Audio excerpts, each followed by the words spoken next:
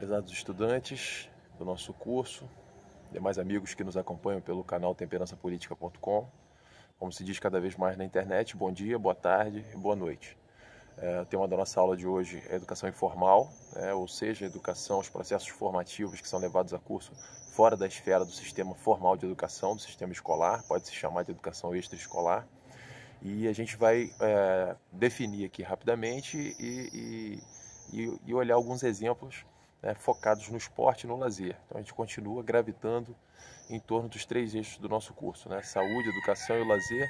E a saúde também não tá completamente separada dessa temática de hoje, na medida em que a educação e saúde não se reduz ao mero conjunto de informações sobre como promover a saúde, mas a maneira, se refere à maneira como o conhecimento melhora a vida e gera bem-estar.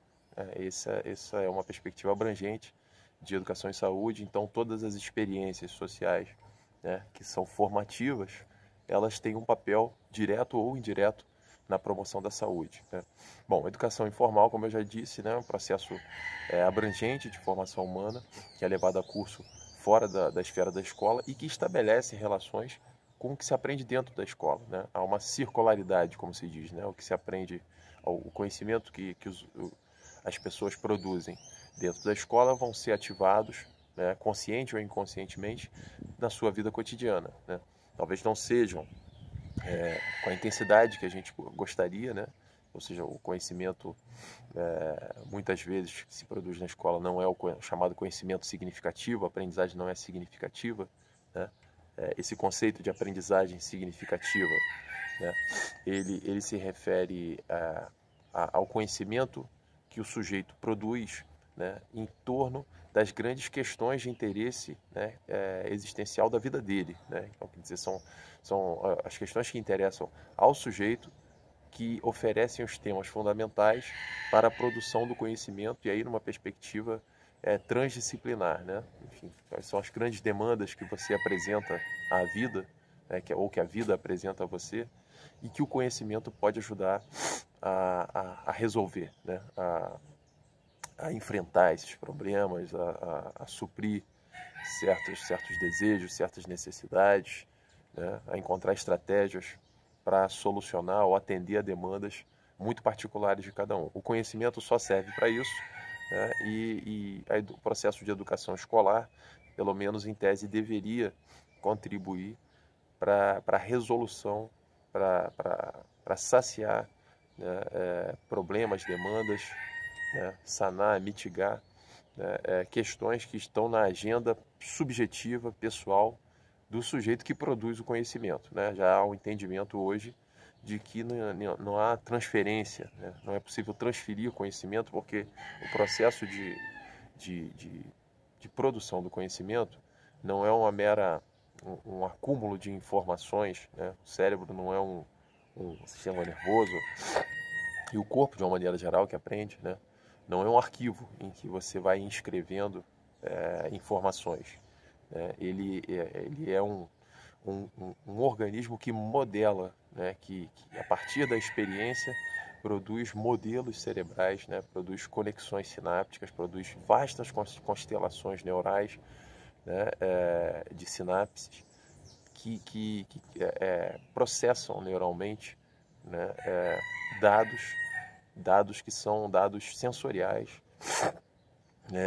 ou que são dados conceituais, são dados motores, e articulação de todo conjunto de informações aferentes, o sistema nervoso aferente, que são o conjunto dos 5 sentidos, mais o processo de propriocepção, da percepção da posição do corpo no espaço e do deslocamento do corpo no espaço, e que é um processo fundamental, como sugeriu o Piaget, a educação é, antes de mais nada, na sua origem sensório-motora, deslocando, conhecendo o espaço, experimentando o espaço, se movendo nele e sentindo, do ponto de vista sensorial, que se produz esquemas, modelos cerebrais do mundo que nos ajudam a interagir com ele, e a melhor se adaptar ao mundo. Esse é o processo mais geral de produção do conhecimento. Então não há a menor possibilidade, já se sabe, como já dizia O Paulo Freire foi um pioneiro, um dos primeiros a demonstrar isso, não apenas a dizer, mas demonstrar, né, que é absolutamente impossível, né, que uma pessoa transfira conhecimento para outra. Né? Então é um processo de produção autônomo, né? Inclusive com uma estrutura correspondente na anatomia e na fisiologia, né? Que é a maneira como os neurônios se articulam, se conectam para resolver determinado problema que que a interação entre o meio e o organismo oferece. É sempre um processo bastante interativo, como Piaget também, né? Interativo entre o organismo e o mundo, né? Como Piaget também descreveu muito bem. Hoje, se vocês colocarem status socioeconômico, né, essa expressão que os neurocientistas usam, num banco de dados de qualquer revista de neurociência, vocês vão ver um volume muito grande de artigos que descrevem o processo de desenvolvimento do sistema nervoso central e de alteração do sistema nervoso central a partir das experiências sociais. A maneira como as experiências sociais vão se inscrevendo do ponto de vista neural, né, no sistema nervoso. Né? Quer dizer, essas experiências vão produzindo literalmente estruturas anatomofisiológicas, né? Unidades que não são unidades de neurônios isolados, mas são unidades concebidas como vastas constelações de conexões sinápticas distribuídas por todo o córtex cerebral, né? Para produzir esses modelos cerebrais do mundo. Então, um processo bastante complexo, bastante abrangente e que demanda uma atuação autônoma e de fato ativa do sujeito, né, na compreensão do mundo, né? Inclusive ativa do ponto de vista anatômico. É necessário que os neurônios se conectem, né, produzam ações para compreender. Então não há possibilidade de um ser humano transferir conhecimento para outro. Né? Mas mais do que a produção de conhecimento, né, no sentido mais conceitual ou cerebral do termo, né, a educação também é um processo de formação, né, de outras esferas. Hoje o Gardner, né, Howard Gardner, já há algum tempo, né, descreveu o que hoje é reconhecido como inteligências múltiplas. Né? Então nós temos, inclusive, inteligências múltiplas para as quais a gente não tem critério de comparação. Né? Eu costumo dizer que os Beatles, o Einstein e o Pelé, né, são gênios, né? Mas são gênios cujas inteligências são incomparáveis. Né? Nós não temos critérios para comparar a genialidade dos Beatles com a genialidade do Einstein, com a genialidade do Pelé. Né? Então, esse processo, né, essa expertise admirável que cada um desses sujeitos, né, os Beatles, no caso, um sujeito coletivo, construiu, né, decorre não apenas de um processo meramente cognitivo, né, no caso do Pelé e dos Beatles isso fica muito mais evidente, né, tem aspectos estéticos, né, tem uma dimensão estética, tem uma dimensão do gosto, né. O gosto, o campo de interesse de cada um vai sendo produzido a partir de experiências afetivas que cada sujeito tem com um objeto de conhecimento. Né? No caso do Pelé, o objeto de conhecimento é a bola. No caso dos Beatles, né, o processo de produção musical. E esse campo de interesse se produz a partir de experiências afetivas. Né? Bom, isso não acontece só na escola. Frequentemente isso não acontece na escola, sempre que o currículo alguma coisa oferecida de maneira extrínseca, né? Quando o estudante chega na escola e tudo que ele vai aprender já está pré-determinado, a possibilidade dele produzir esse conhecimento significativo que a gente falou, né? Que é esse aprendizado que se estrutura a partir de demandas particulares, né? Ou seja, esse aprendizado que motiva, né? Que dá motilidade, que produz interesse, né? Essa possibilidade ela fica um pouco mais improvável quando o currículo já está previamente estabelecido. Né? A gente tem, então, no campo da educação informal, uma possibilidade enorme, né, de produzir aprendizagem significativa, porque não tem o caráter, né, a educação informal, por exemplo, que se pode produzir a partir da experiência em escolinhas esportivas, né, experiência em escolinhas esportivas comunitárias, né, ela não tem o caráter obrigatório da escola.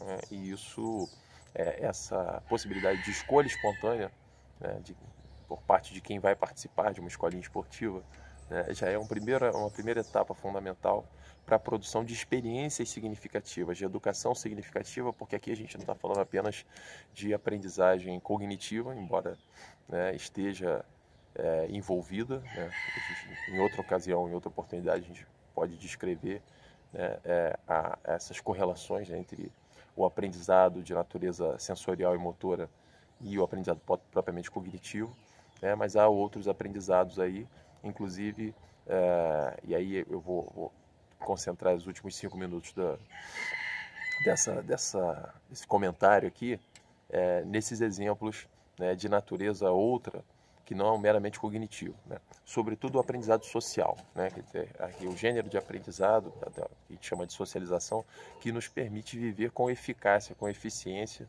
né? Ou seja, viver bem na vida social, né? As experiências sociais, né? Eu vou dar 2 exemplos, quer dizer, e aí um deles é um exemplo clássico, né? De como as experiências de lazer, as escolinhas esportivas podem produzir, né, certos hábitos de vida, né, certas disposições para a vida, né, que são úteis do ponto de vista da adaptação, da resiliência, né, da possibilidade de se inserir com maior eficácia na vida social, né? A gente poderia resumir, né, definir assim, o que eu estou me referindo aqui no processo de socialização esportiva como um processo de civilização, né, um processo civilizador. Um sociólogo chamado Norbert Elias, que estudou o esporte dessa perspectiva, né? Um processo de formação, a civilização entendida como a formação gradativa do autocontrole das emoções em nome, né, do exercício da razão, né? Então, os nossos impulsos frequentemente violentos, né, o que o Freud chamava de pulsão de morte, a pulsão de vida e pulsão de morte, e a impulsos agressivos, a pulsões violentas, né, que estão marcadas aí na nossa condição de espécie biológica que evoluiu ao longo de milênios, né? Então, isso uma série de práticas instintivas, automativas, de pulsões agressivas que foram indispensáveis para a nossa adaptação como espécie, né? Em períodos de atuação, como, né, no processo ainda de nomadismo, de caça, né? Povos caçadores e coletores, né? Que durante muito tempo, né? Só relativamente ao advento, ao aparecimento do Homo sapiens, né, a sedentarização da vida, que veio depois da Revolução Agrícola, é um processo relativamente recente. Então, na maior parte do tempo ainda, o Homo sapiens precisou lutar e lutar muito para sobreviver, né, para conseguir os recursos da sua sobrevivência, sob a lei da selva mesmo. Então, nesse processo, impulsos agressivos eram indispensáveis, né, para defesa e ataque, caça, etc. E ao longo do processo civilizador, diz o Elias, né, a humanidade vai adquirindo menor tolerância à violência. Então, o índice, o gradiente de violência tolerável pela sociedade vai sendo reduzido, né? Então, ao longo da história, de fato, a gente vai observar, hoje, por exemplo, muitas das coisas que a gente considera violência, né? E aí, às vezes, há até uma sensação de que o mundo está piorando, porque a gente começa a ver mais crimes, né? Mas, no fundo, o que ocorre, né? Esses crimes começam a ser postos em evidência como decorrência da nossa menor tolerância, né? No sentido mais geral da sociedade, né? A barbárie, né? A certas práticas agressivas, a certas formas de violência, né?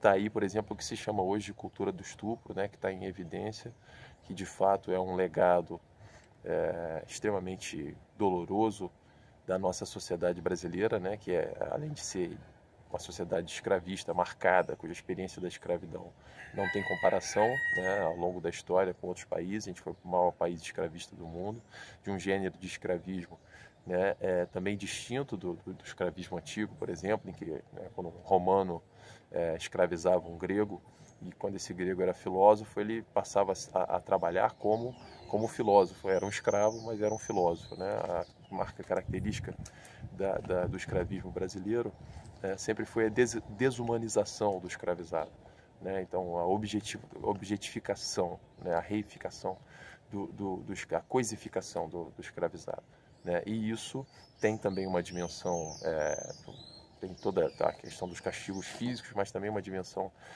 de violência sexual com o corpo da escrava, né, por parte do senhor, né, num processo de longa duração, né, que está estruturado em torno do patriarcado, né? Então, o Gilberto Freire, um importante sociólogo e antropólogo da história do Brasil, né, ele vai descrever largamente a figura do pater familias, aquele pai autoritário que reproduz o ethos do senhor escravista no interior da família, né?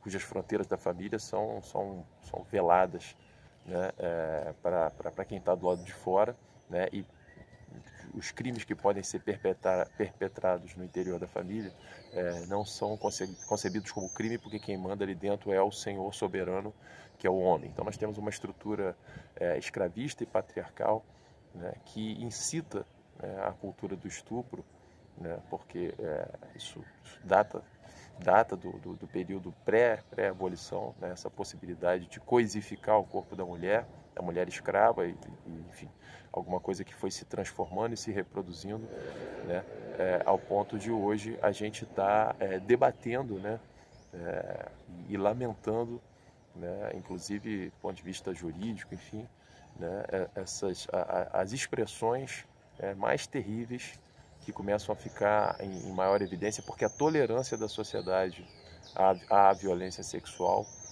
se reduz na mesma razão em que elas passam a ganhar maior evidência na mídia. Então isso demonstra, né, a indignação da sociedade demonstra que há um processo, né, gradativo de formação de uma consciência civilizada, né, ao contrário do que pode parecer a maior evidência dos crimes, né, mas há um processo de civilização. Bom, ou seja, um processo de intolerância, de aumento da intolerância à violência, ao crime, né, e, portanto, de formação gradativa. Essa é a primeira etapa. E a segunda etapa, né, depois quando se reduz a tolerância à violência, né, a segunda etapa é a formação do autocontrole das emoções, né? Isso acontece por meio de uma série de barreiras civilizatórias que vão sendo incorporadas, né? E o esporte oferece essa possibilidade. Então, assim, a gente poderia definir, né, esse tema como uma relação entre esporte e produção de coesão social, né? A coesão social é sempre um processo de pacificação da vida, né? Um pouco até diferente de um outro vídeo que eu sugiro a vocês, do professor Kleber Dias, que está no Temperança Política, né? Que é uma outra discussão, que é esporte e inclusão social. Ele tem uma série de reflexões críticas interessantes. Esse vídeo também está aqui no canal Temperança Política, mas aqui a gente está falando de esporte e coesão social, né? Há um exemplo clássico, né? O livro A Busca da Excitação, né? Sobre o esporte no processo de civilização. O esporte como um espaço em que é possível experimentar emoções violentas sob regras, né, que preservam a integridade física e que vão controlando esses impulsos agressivos, portanto, levando o praticante a incorporar uma série de barreiras civilizatórias, barreiras que vão modulando o seu comportamento violento, né, a partir da interação com os demais jogadores. Isso forma o autocontrole das emoções, que leva a esse autocontrole dos impulsos agressivos também na vida social, fora do esporte, né? Esse livro, A Busca da Excitação, é do Norbert Elias, um sociólogo alemão, né, junto com Eric Dunning, né? Ele demonstra uma série de exemplos que demonstram esse processo de formação abrangente, né? Então aqui a gente não está falando apenas de formação educativa do ponto de vista meramente cognitivo, mas do ponto de vista afetivo, emocional e inclusive estético, né? Os valores estéticos, os valores de gostos andam passo a passo com esse processo de formação do autocontrole das emoções, que é o que a gente poderia chamar de sublimação, né? Energias mais brutas, em estado mais bruto, né? Pulsões em estado mais bruto vão sendo sublimadas do ponto de vista, né? Esse conceito de sublimação é o conceito da psicanálise, né? Então, práticas pulsionais mais primitivas, né? No sentido de primordiais, que estão na base dos nossos instintos, né? Vão sendo substituídas por práticas mais elaboradas do ponto de vista estético, do ponto de vista do gosto, das propriedades formais, do ponto de vista do conteúdo também, né? Do exercício da razão para a elaboração dessas práticas, né? E esse é um processo de sublimação, aquela energia em estado bruto inicial que era experimentada, que era investida em práticas com maior índice de impulsos, né, impulsos instintivos, vão sendo transformadas em práticas com maior autocontrole das emoções, com maior sofisticação, com melhor sofisticação formal, né, com propriedades estéticas mais elaboradas, né, e com valores éticos também sendo incorporados. O valor da não violência, da liberdade, da democracia, tudo isso são valores éticos, né, que não se produzem de maneira abstrata, mas que se produzem não apenas cognitivamente, mas praticamente, na experiência social. Bom, então o livro A Busca da Excitação traz uma série de exemplos interessantes, né?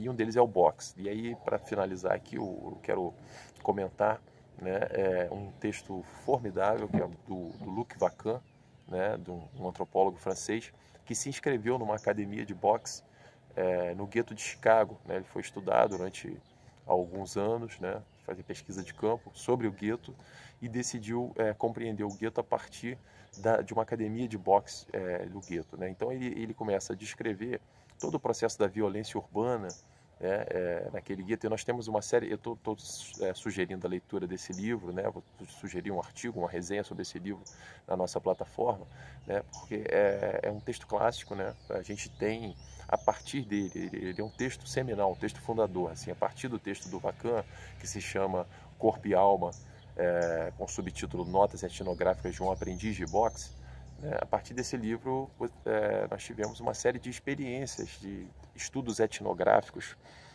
sobre artes marciais e a relação entre artes marciais e vida social, a relação entre artes marciais e violência, né? Principalmente em territórios com maior índice de violência urbana, né? Isso aconteceu também no Brasil. Então você tem muitos estudos sobre a capoeira, muitos estudos sobre o boxe, né, em territórios de sociabilidade violenta, marcados pela violência urbana, que foram inspirados nesse texto do Vacan, Corpo e Alma, Notas Etnográficas de um Aprendiz de Boxe. Qual é a contribuição interessante do Vacan? Ele começa a observar, né, que há valores, por exemplo, valores da masculinidade, né, valores da virilidade no gueto de Chicago, a necessidade de um menino, né, de um homem jovem, demonstrar virilidade, agressividade, para não sofrer, né, enfim, uma série de abusos, né, no contexto do gueto de Chicago, né? Um outro aspecto, né, o medo da violência, né, o medo de andar na rua, então a necessidade de se defender. Então, é uma série de aspectos que vão levando o menino para a academia de boxe, e a partir disso ele começa a estudar as relações, a estrutura e as relações sociais do gueto, né? E percebe que, embora amalgamado ali por valores bastante machistas também, né, a academia de boxe oferece um espaço intermediário de formação, né, assim, não apenas de formação, né, num nível mais elementar, que até é muito usado ideologicamente, né?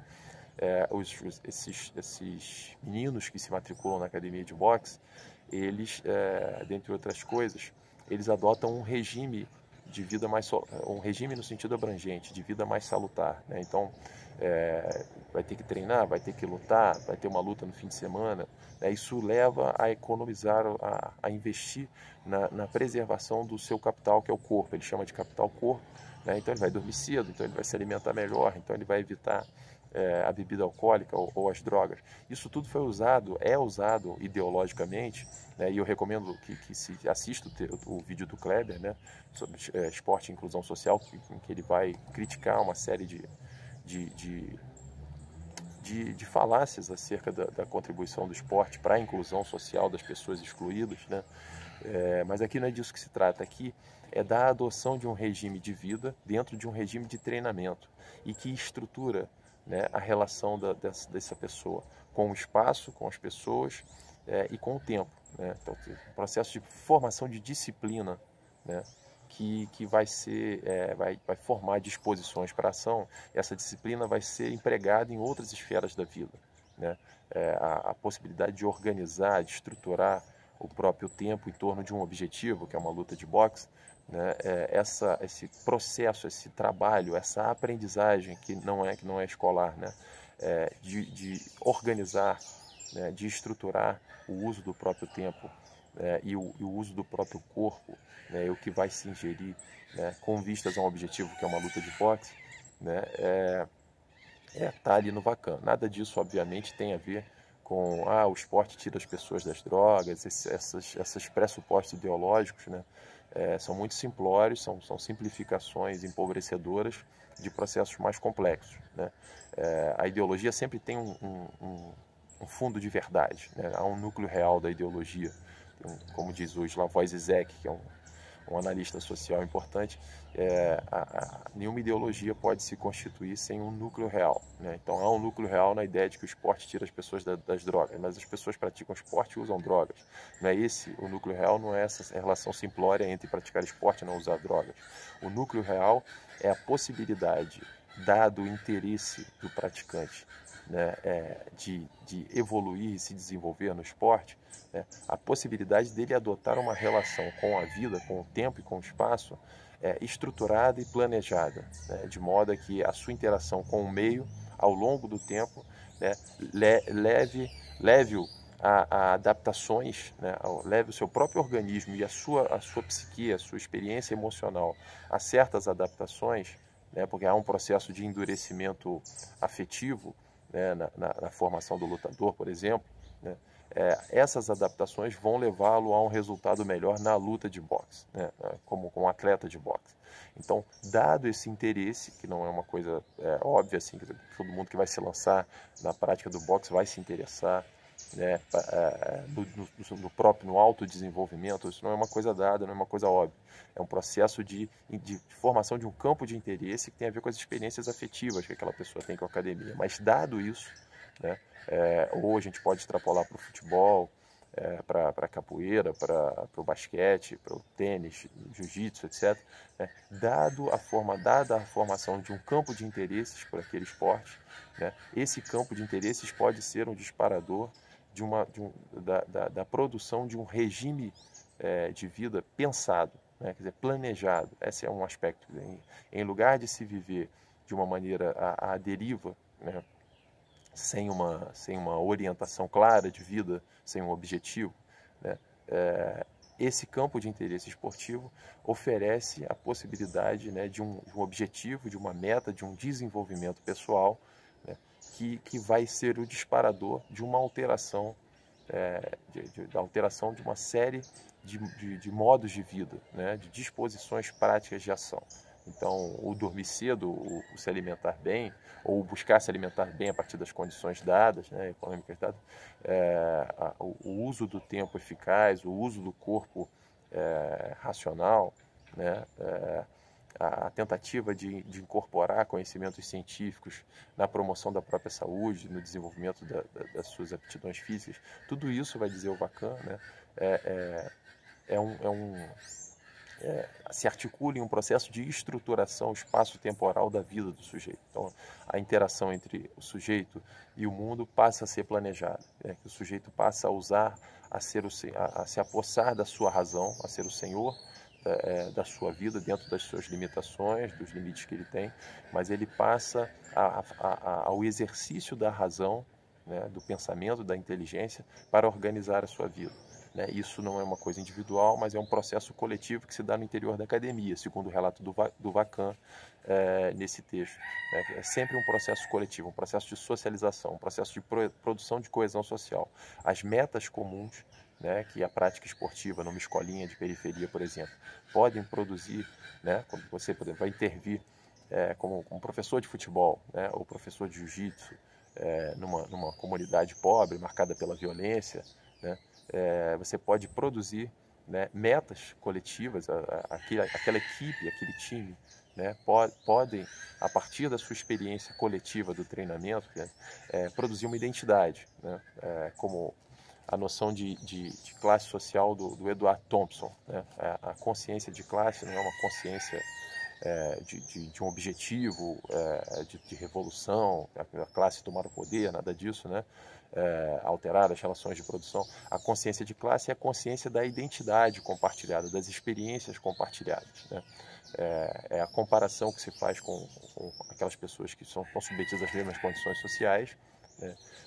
E a identidade que se produz a partir daí. A experiência do esporte, ela gera isso, né? Você treina junto, se submete a um esforço corporal que gera algum desconforto corporal junto, e isso leva, né, isso pode levar a uma identidade, né? A experiência desse desconforto que é benéfico, porque vai produzir uma série de alterações, né? No caso do esporte coletivo, por exemplo, vai produzir não apenas alterações orgânicas, mas sinergia tática, entrosamento, né? Isso também, esse entrosamento, essa sinergia tática no interior do campo, ela produz também, né, coesão social no exterior do campo. Uma coisa não está desconectada da outra, a psique humana não é tão racional ao ponto de separar essas esferas, embora isso aconteça, você possa ter entrosamento com uma pessoa com a qual você não simpatiza fora de campo, mas é menos comum.